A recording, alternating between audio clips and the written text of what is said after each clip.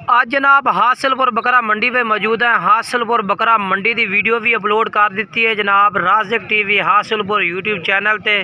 अज मंगल का दिन है जनाब। हासिलपुर बकरा मंडी की अपडेट दे दी है।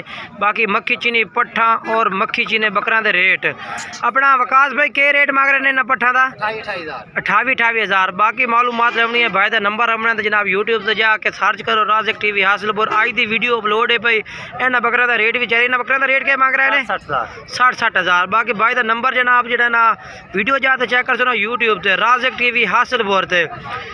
इस भाई की वीडियो स्पेशल जा रही है विच अज की वीडियो अपलोड हो गई है। अज तरीक है भाई पहले महीने की जनाब 3 तरीक की वीडियो अज की वीडियो अपलोड हो गई है ताज़ा ही बिल्कुल।